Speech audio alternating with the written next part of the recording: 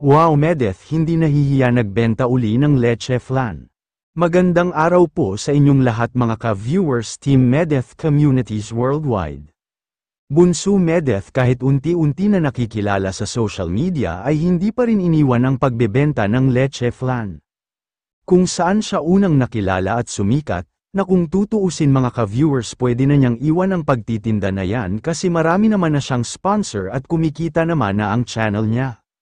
Napaka down to earth talaga ang batang ito, hindi ikinahihiya kung saan siya nanggaling para makatulong sa pamilya niya. Habang nagtitinda siya ay sinamahan naman siya ng alaga niya noon na si CJ. Ngayon daw hindi na niya alaga dahil busy na, salamat CJ sa pagsama mo kay Bunso magtinda ng leche flan. Nakaka-proud naman si Bunso, madiskarte at masipag talaga si Medeth guys. Hindi kagaya ng ibang kabataan na umaasa lang sa mga magulang. At ang iba mga pasaway pa, ito dapat ang tularan ng mga kabataan ngayon. Bili na po kayo guys, suportahan po natin si Medeth. Wow kuya bumili po siya ng leche flan at tinanong si Bunso ang name niya sabi Medeth. Nabinati naman ni Bunso si kuya, salamat kuya sa pagbili mo ng leche flan. 4.50, lagi daw siya nanonood kay Bunso, pinasalamatan naman ni Medeth si kuya. Bili na po kayo guys 13 lang po pag isa ang bilhin. Naghingi na po ng paumanhin si Medeth kung hindi po niya lahat ma-shoutout kasi nagtitinda daw po siya. Kaya ngayon lang daw po siya nakapagtinda uli kasi busy daw po siya nung mga nakaraang araw at exams din nila. Sa mga taga Naga City daw po kay Medeth na po kayo mag-order ng desserts.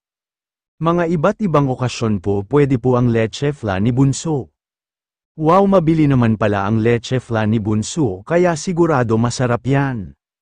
Naikwento na nga po ni Medeth na kahit daw nung senior high pa po sila ni CJ ay magkasama na pala silang nag-angkat ng mga paninda. Nilalako po nila kung medyo mahina, may nag-comment naman na magaling daw talaga si Bunso mag-sales talk. At bago daw po siya pumasok sa school ay nag-iikot muna siya sa Bachara Naga para magbenta ng flavored turon na 100 pieces daw in 30 minutes na uubos daw yun. Namimiss na niya daw po ang turon kaso daw po hindi na daw niya kaya. Pero sabi niya nasa dugo na daw niya talaga ang business. Gusto niya daw talaga ay continue, kaso daw sa ngayon nahihirapan pa siyang ibalanse ang schedules niya. Sumali daw sila sa klase nila sa entrepreneurship na kailangan daw magbenta ng products. Ang puhunan ay 100 lang at may kota daw yun na kailangan may benta nila at kumita daw ng 1,000 pesos.